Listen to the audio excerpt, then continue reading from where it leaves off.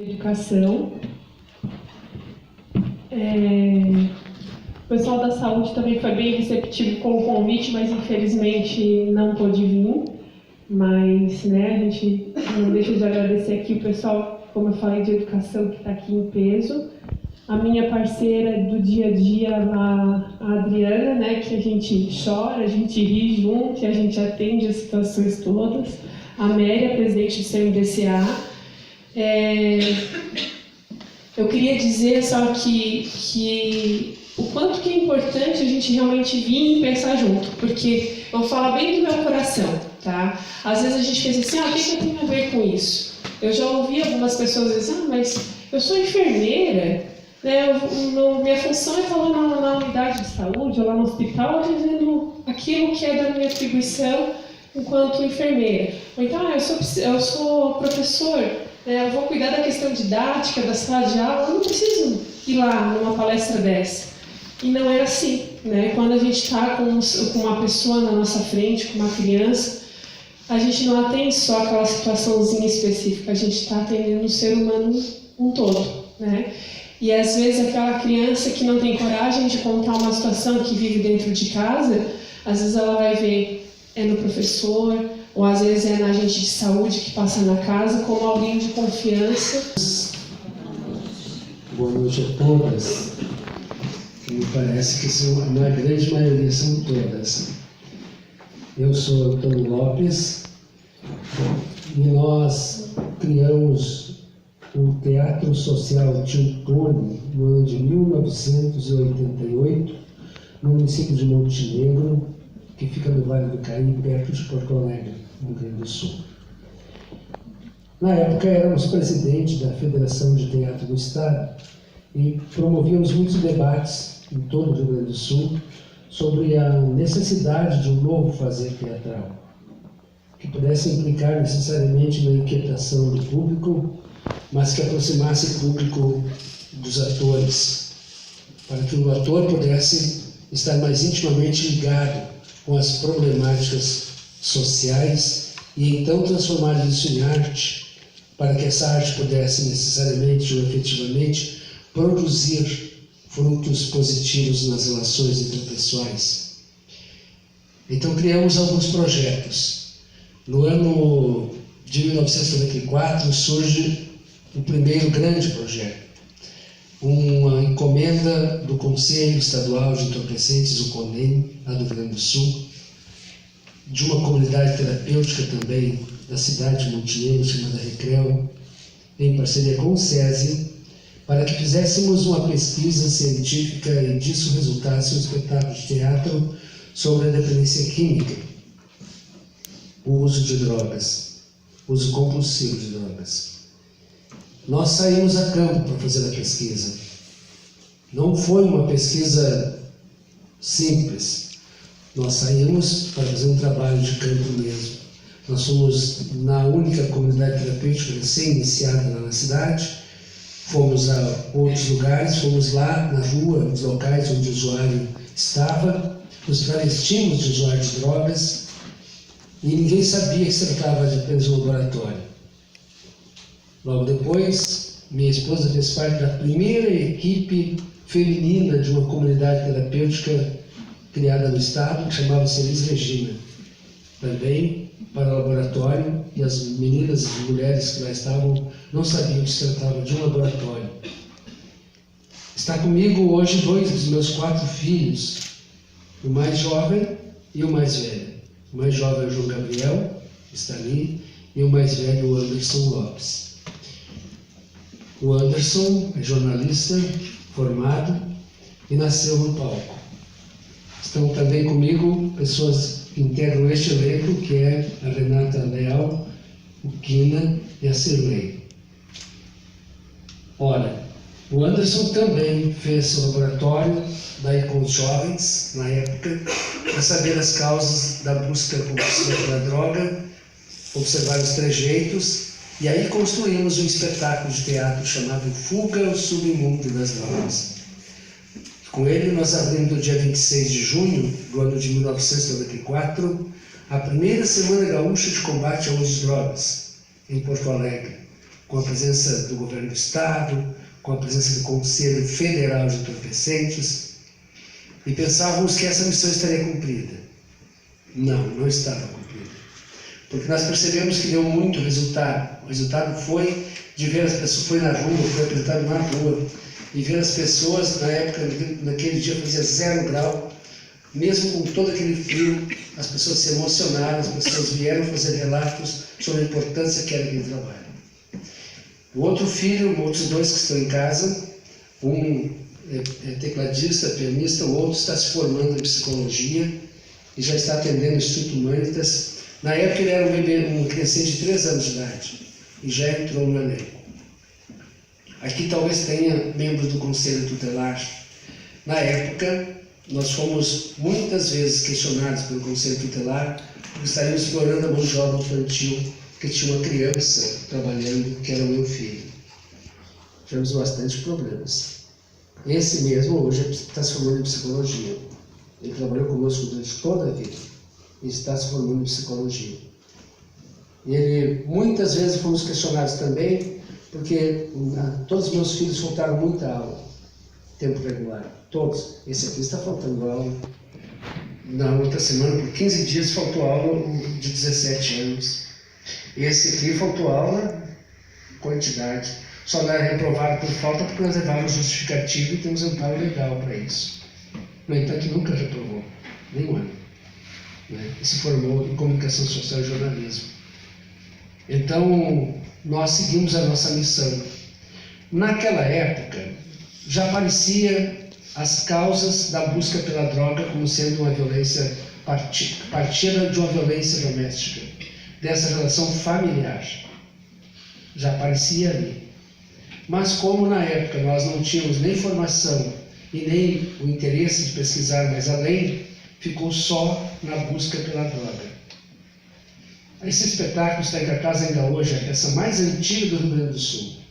Em função dele, uma quantidade, sem número de comunidades terapêuticas foram criadas, porque pessoas que viam o espetáculo acreditavam de novo na sua recuperação, alguns que já haviam passado por diversas internações acreditavam, buscavam daí essa nova filosofia de tratamento, que é uma filosofia através das comunidades terapêuticas, de ajuda conjunto médico, psicólogos e comunidade terapêutica, se recuperavam, ficavam em recuperação, porque a recuperação total não existe, e aí saíam com o propósito de construir a sua comunidade terapêutica.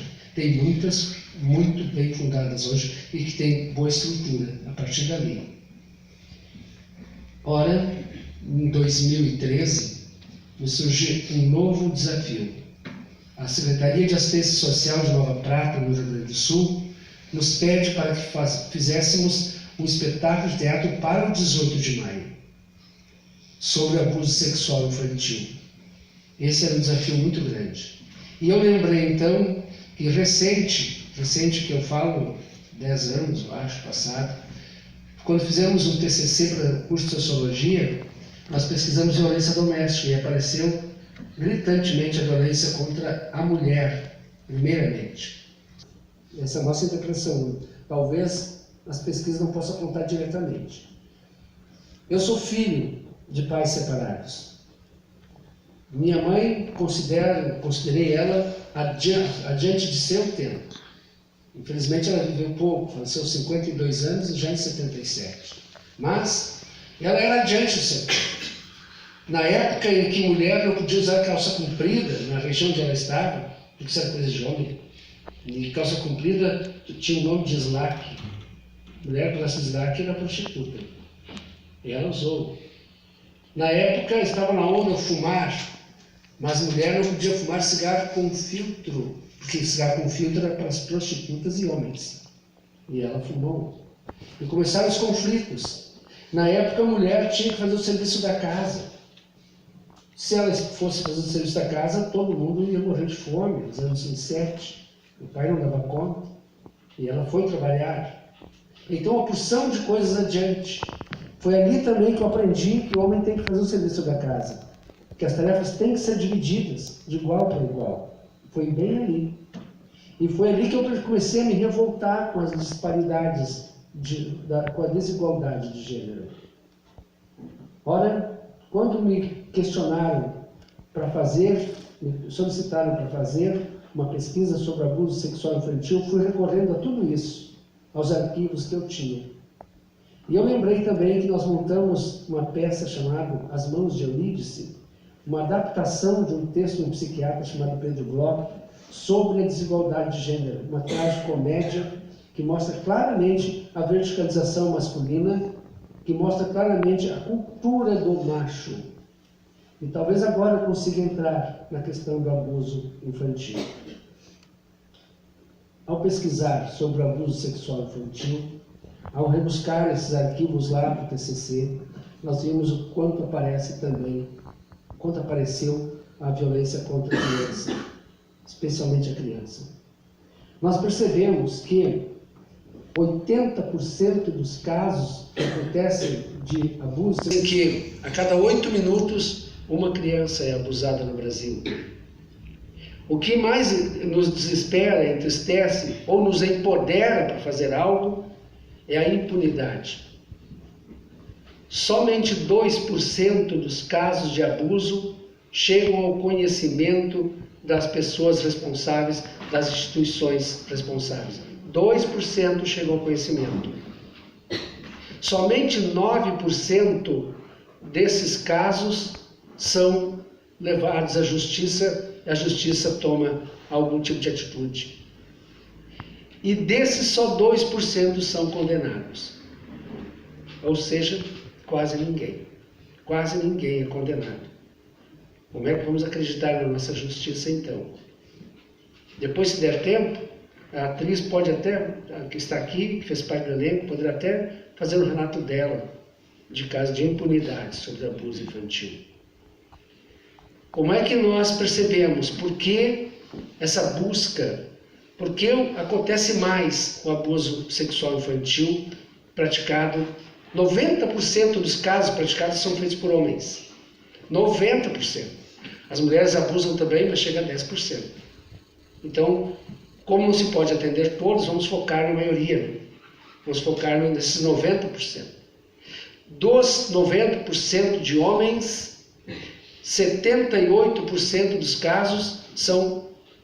Desculpe, 98% dos casos são homens com mais de 18 anos, já adultos, que deveriam ter consciência.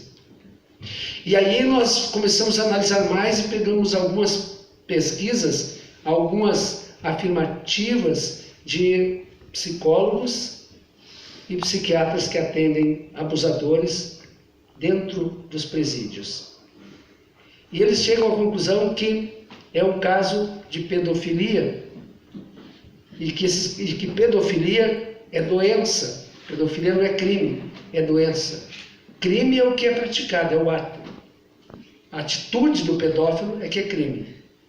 Mas a pedofilia é uma doença que precisaria ser tratada e que nunca é tratada. As pessoas não procuram ajuda, não admitem que são doentes. E essa pesquisa dos psicólogos e psiquiatras dizem que 20% dos casos de abuso é pedofilia, o resto é desvio de comportamento. Então são 80% dos casos não é doença, é desvio de comportamento mesmo. Na minha opinião é cultura do macho, já que 90%, estamos falando mais do homem, 90% são homens. A cultura do macho. Como a sociedade verticaliza a masculinidade. Daí voltando esse link que eu falava da pesquisa do TCC que apareceu a doença contra a mulher. Se pegarmos a Bíblia, eu sempre fui meio fraco de nota, assim, nos cursos todos, era só para passar. Mas quando se tratou da cultura religiosa, sempre tirei 10 em tudo. Inclusive, em sociologia tirei 10, de tanto que me interessa a cultura religiosa. Porque é isso que movimenta a multidão, é isso que mudou a era, nós temos antes e depois de Cristo. Então, pesquisei muito. Mas se pegarmos a Bíblia, em todos os momentos nós vamos ver que a Bíblia é masculina. Que a Bíblia é totalmente masculinizada. Onde é que aparecem textos assinados por mulheres na Bíblia? Desde a nossa concepção de Deus como o Pai, está no masculino. Nós fizemos uma vez um espetáculo que chamava-se O Ser Feminino de Deus, e para tentar desmanchar, para ver que Deus pode estar em todos os gêneros, e mostramos que nós viemos da Mãe Terra. A Gênese começa a dizer isso. Então, se a sociedade está toda nos pilares do homem, do macho, que talvez se impôs pela força física, lá nos primórdios, construiu daí essa cultura, também construiu a cultura do domínio, do sentimento de posse. Eu sou dono, eu mando, eu obedeço, eu sou o tutor. Porque na sociedade capitalista de 20 e 30 anos passado, era o homem que provia todo o sustento para casa. A mulher vinha para cuidar da casa, salvo algumas exceções, né? Salvo as minhas, tipo, mulheres como foi a minha mãe. As demais tinham que cuidar da casa. Então veio essa cultura de que eu estou bancando, eu mando. Eu mando e é meu, é posse. Aí nasce a criança, é minha. Outro dia, o Anderson, conversando comigo, me disse que uma pessoa falou para ele tem uma filhinha e tem um filhinho. E a pessoa falou para ele, cara, sabia que o primeiro que para tirar a virgindade da menina tem que ser o pai? Porque o pai vai cuidar, não vai machucar, os outros de fora vão machucar. Ele me contou isso. Eu chego a me revoltar. Então veja, é cultura. É uma questão de cultura que nós precisamos desmanchar, desmontar para remontar, montar de forma diferente, desconstruir. No teatro se diz desconstrói para reconstruir diferente, fazer diferente. O que vocês estão fazendo hoje aqui, na minha visão, é o reconstruir, o construir de novo. Porque nós estamos partindo da educação. São professores e todos professores. Então vejam, professores, eu tenho licenciatura também. Minha esposa é professora. Paulo Freire disse, eu gosto muito da educação humanista, não que se defenda só ela, né? Mas foi ele que disse, se a educação sozinha não mudar o mundo, sem ela tampouco o mundo muda. Não tem como mudar. Quando estão lá em Brasília, debatendo corrupção, salários, aumentos, deveriam se preocupar com a formação de nós professores. Porque se nós professores não tivermos uma capacitação adequada, um salário digno, para conseguir se projetar dignamente na sociedade, do mesmo nível que um médico se projeta, que um advogado, que um engenheiro se projeta, ou mais, nós não vamos conseguir combater a corrupção, nós não vamos conseguir combater o abusador, nós não vamos conseguir. Porque se nós não temos mais tempo, nem para a nossa família, se nós precisamos fazer 3 turnos por dia, não sobra tempo. Que condições psicológicas nós temos de buscar subsídios para atender as nossas crianças? Porque a escola está inchada. A escola não atende mais, ela não passa apenas conhecimento, ela é também assistência social, ela precisa ser, no mínimo, um intermediador até o psicólogo. Graças a Deus, agora estão começando a oferecer psicólogos às escolas. Na escola que minha esposa estuda tem 3 psicólogos. Estão começando a oferecer, mas isso é muito recente. O surgimento do CRAS é recente, do CRES mais recente ainda. Antes a assistência social era apenas assistencialismo material. Hoje estão trabalhando um pouco mais. Então que isso nos sirva de alento para saber que nós podemos sim fazer o diferente. Se nós não mudarmos a cultura do macho, se não começar por vocês mulheres, essa cultura não vai deixar de existir. E eu acredito que essa cultura do macho está fazendo esses casos terríveis do abuso sexual infantil. Um pai que olha a sua filha e consegue sentir desejo por ela, ou ele é doente, ou ele está completamente pervertido, de tal forma que algo está torto na vida dele. E eu digo, aqui nós vimos nas pesquisas que a maioria das mães são cúmplices silenciosas. A maioria das mães sabem, algumas até presenciam, E aí são, talvez, entra dentro desses 10% de abuso da mulher, porque se a mulher presencia e negligencia, ela está abusando também da própria filha, do próprio filho. Nós temos casos de pessoas famosas que relataram seus abusos, que foram abusados e nós nem sabíamos, a sociedade não sabia. A Xuxa, que é conhecida pelo Brasil todo, relatou que foi abusada pelo pai. Era abusada pelo pai. E no relato dela, ela falou que ela por muito tempo sentiu-se culpada. Ela achava que isso aconteceu por culpa dela, porque ela era bonita, e por ser bonita provocava o pai. Ela se sentia o tempo todo suja e não sabia o porquê estava acontecendo isso. Mas tem outros casos aí, né? Tem cantores gaúchos, do tradicionalismo gaúcho, tem relatos deles. Tem um integrante da banda Guns N' Roses, que recentemente fez um relato também, que era abusado pelo próprio pai. E por quê? Então não é só aqui no Brasil, acontece em todo o mundo. Nós, nessa pesquisa que fizemos para construir o espetáculo que foi apresentado hoje, Quando o Segredo Gritar, nós percebemos que a criança abusada, ela sexualmente, ela transmite alguns sinais de alerta. E que às vezes nós não percebemos. Estamos tão ocupados que não conseguimos perceber.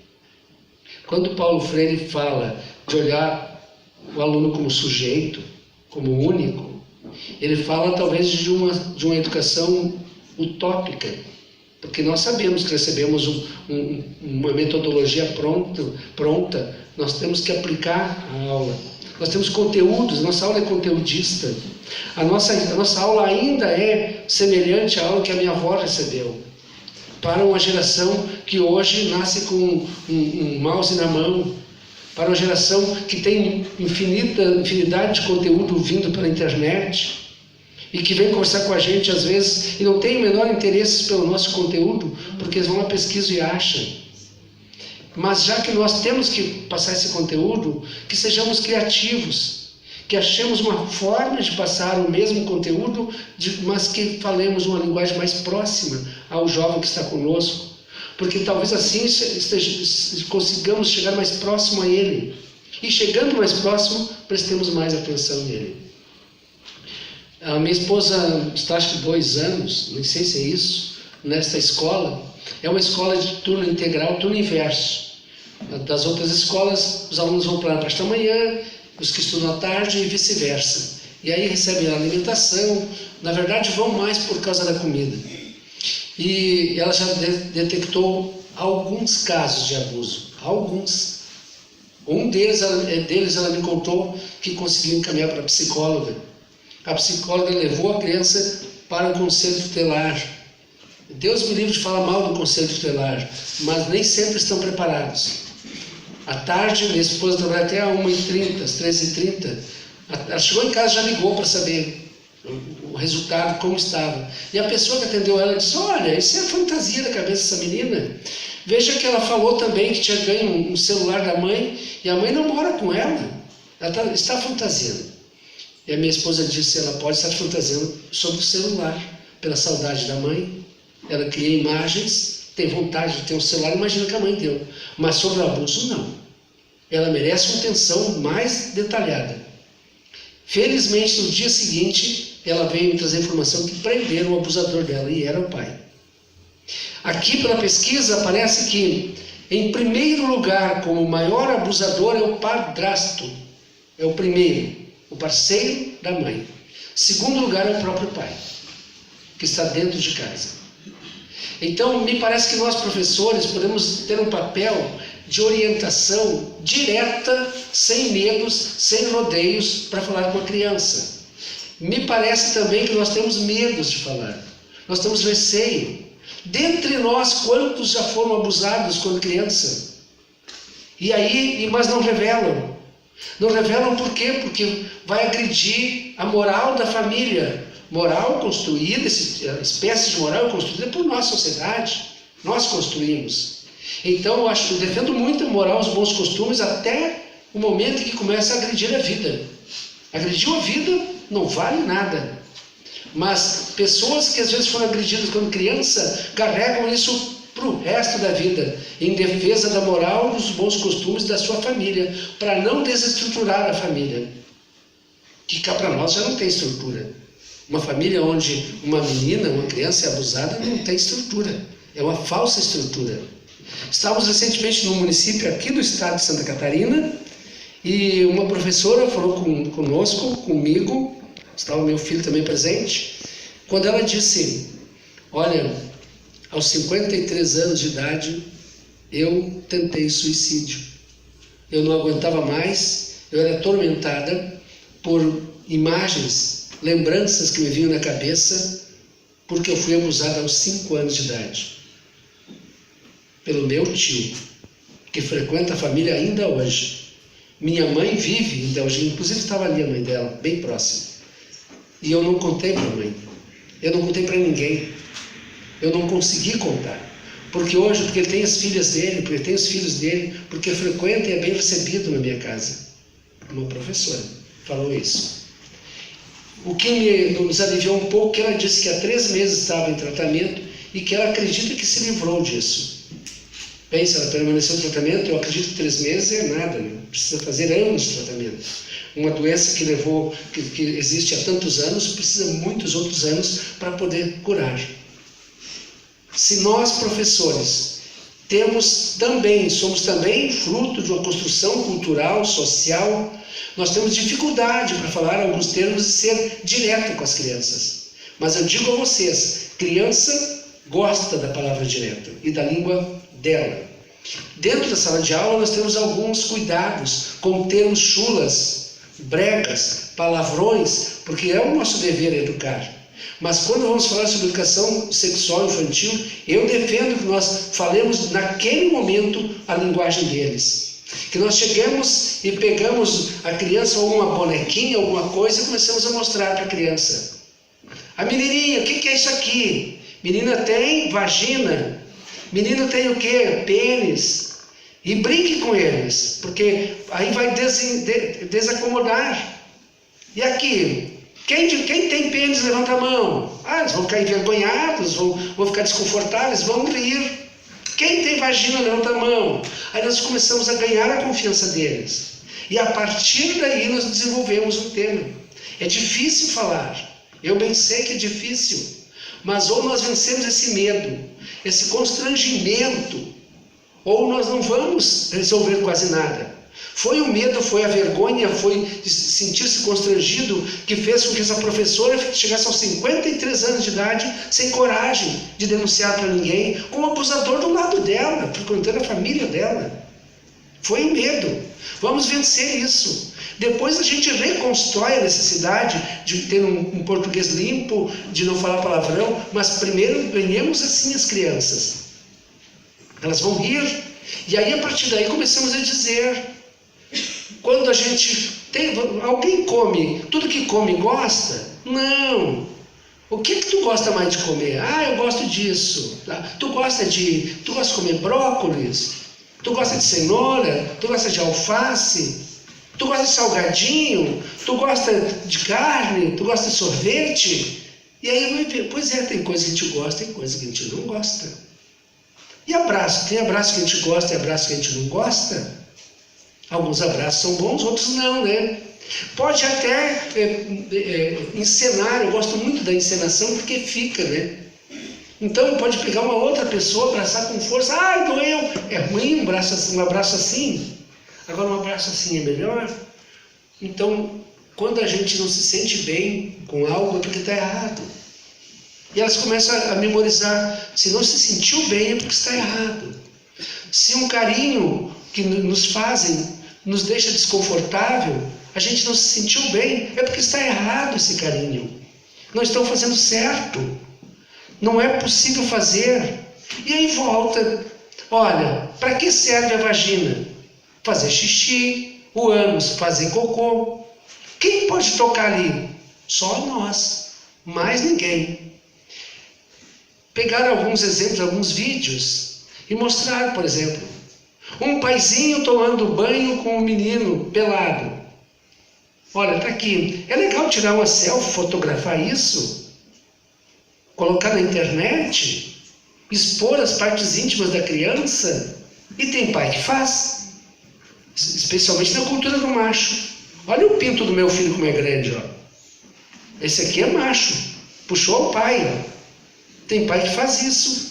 E tem pai, tem mãe que expõe a intimidade da criança e força ainda. A criança está toda tímida, né? Mas expõe. Ah, para com isso. Cada família vai ter sua cultura. Mas às vezes a cultura jogada goela abaixo só para ser moderninho. O pai pode ficar pelado na frente da criança, mas será que a criança não está se sentindo desconfortável com isso? Eu sou o pai, mas tem que ver se a criança não está se sentindo desconfortável. Porque vai chegar um momento que a criança começa a notar as diferenças do corpo. O corpo do pai, o corpo da mãe é tão diferente do meu. Será que não estou me sentindo constrangido? Tentar ser um termômetro de conhecer a criança. Até que ponto eu estou agredindo a criança, a intimidade, a privacidade dessa criança. Nós, às vezes, não respeitamos a privacidade da criança. Não respeitamos a privacidade dos adolescentes, principalmente. Entramos dentro do quarto, tomamos conta e tal. Algumas coisas são privativos. A hora do banheiro é privativo deles. Que nós possamos ensinar isso às nossas crianças. Saber onde pode e onde não pode tocar. Hoje está bem em voga essa temática de falar dos bons e os maus toques, né? Então que usemos isso, porque eu acho muito, muito produtivo. Quais são os bons, quais são os maus toques. Para que eles entendam, para que se protejam. E que nós possamos prestar atenção nos sinais de alerta. Se nós prestarmos atenção, a criança está sempre denunciando. De diferentes formas.